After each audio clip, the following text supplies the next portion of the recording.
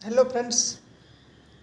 Railway group D में कार्यरत सभी भाइयों के लिए आज बहुत ही बड़ी खुशखबरी रेलवे बोर्ड द्वारा आई है और रेलवे बोर्ड से एक नोटिस जारी की गई है जिसमें यह बताया गया है कि रेलवे के सभी विभागीय एग्ज़ाम, चाहे वो एलडीसी हो या जीडीसी हो, सब सीबीटी बेस्ड होंगे, अर्थात कंप्यूटर बेस्ड टेस्ट, जिसमें आप सभी के लिए यह बहुत ही बड़ा फ़ायदा होगा कि अब धांधली का चांस बहुत ही कम होगा।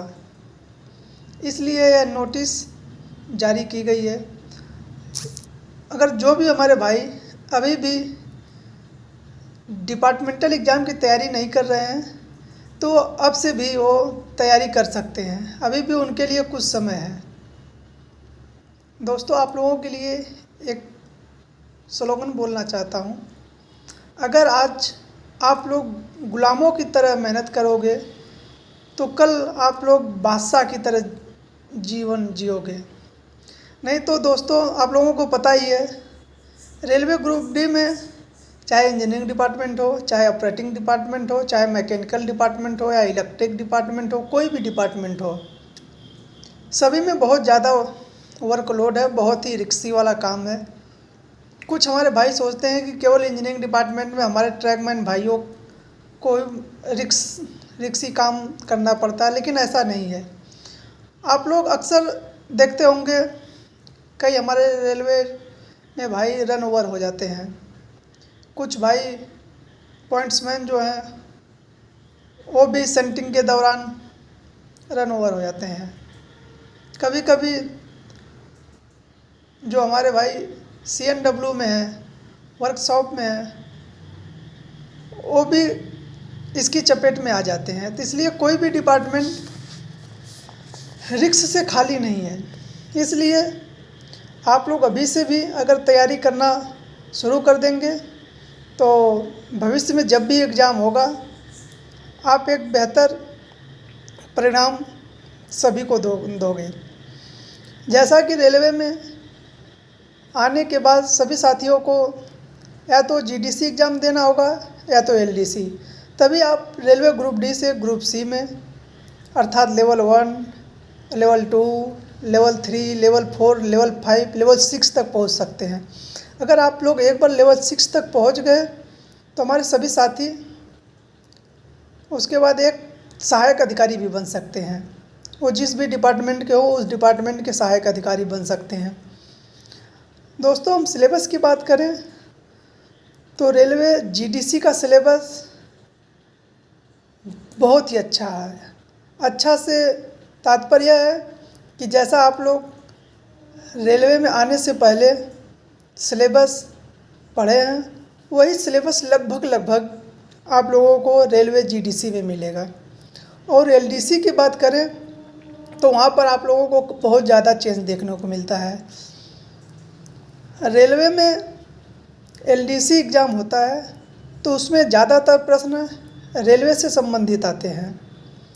आप जिस भी रेलवे जोन में होंगे उस जोन से संबंधित होंगे, जिस डिवीज़न में होंगे उस डिवीज़न से संबंधित हो सकते हैं, जिस डिपार्टमेंट में आप लोग होंगे उस डिपार्टमेंट से संबंधित प्रश्न पूछे जा सकते हैं।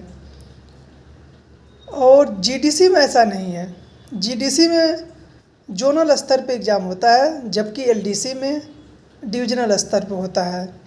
तो इसलिए एलडीसी में आप लोगों को राजभाषा से संबंधित प्रश्न पूछे जा सकते हैं। इस्टेब्लिशमेंट में आपके लीव से संबंधित, पास पीटीओ से संबंधित, आपके क्वार्टर से संबंधित, ड्यूटी आवर से संबंधित, डीआर से संबंधित, और भी रेलवे से संबंधित प्रश्न, जैसे आपके पीएफ नंबर कितने अंक के होते हैं, प्रान नंबर कितने अंक के होते हैं, पैन नंबर कितने अंक के होते हैं। रेलवे में जैसा कि आप लोगों को अब आपकी सैलरी स्लिप मोबाइल में आ जाती है रेस के माध्यम से, तो रेस का फुल फॉर्म क्या हो सकता है। रेलवे में बहुत ही बड़ा योगदान क्रिस का है, तो क्रिस का फुल फॉर्म क्या होता है। आपकी पेमेंट बनती है एम्स पे, तो एम्स का फुल फॉर्म क्या होता है। ऐसे आपको बहुत रेलवे से संबंधित छोटे बड़े प्रश्न रेलवे एलडीसी एग्ज़ाम में पूछे जा सकते हैं।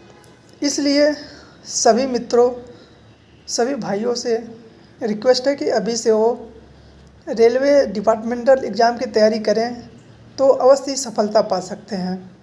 जैसा कि आप लोगों को पता होगा, नहीं पता होगा तो आपको बता दें कि हम भी आरआरसी द्वारा 2019 में रेलवे में ग्रुप डी के पोस्ट पर चयनित हुए थे और हमारा चयन वेस्टर्न रेलवे भावनगर डिवीज़न में ट्रैक मेंटेनर अर्थात इंजीनियरिंग डिपार्टमेंट में हुआ था और वहाँ से हम लगातार निरंतर पढ़ाई और अपना प्रयास जारी रखें। दोस्तों, जीडीसी एग्ज़ाम में हमने सफलता पाई और हम वरिष्ठ लिपिक के पद पर चयनित हुए। इसी प्रकार दोस्तों आप भी clerk, station master, goods guard, TT इत्यादि पोस्ट पे पहुंच सकते हैं अगर लगातार अपने एग्ज़ाम की तैयारी करते रहें तो। ग्रुप डी से निकलना है तो एकमात्र जरिया है तैयारी। आप कंटिन्यू अपनी तैयारी जब तक रखेंगे तभी आपको सफलता मिलेगी। अगर आप बीच बीच में तैयारी में ब्रेक देते रहेंगे तो इससे आप लोगों को बहुत ही बड़ा नुकसान होगा, क्योंकि आजकल आप लोग देख रहे हैं कि बहुत ही सीमित भर्तियां आ रही हैं, चाहे ओपन से हो चाहे डिपार्टमेंटल की हो।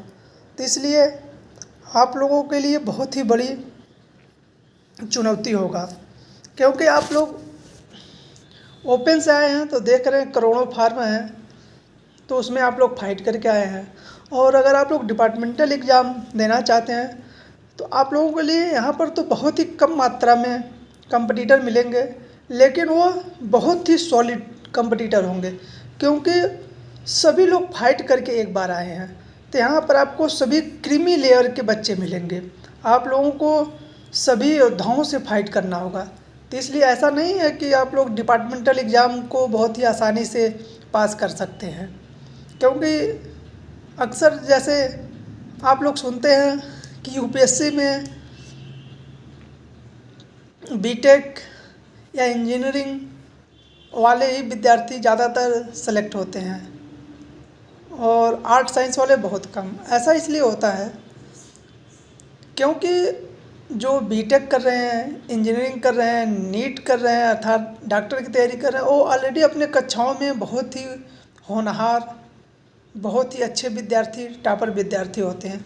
जो विद्यार्थी पहले से ही टॉप करता आ रहा है वह हर जगह ही टॉप करेगा। इसलिए आप लोगों को अगर डिपार्टमेंटल भी एग्ज़ाम में सफलता पानी है तो लगातार मेहनत करनी होगी। थैंक यू फ्रेंड्स, धन्यवाद।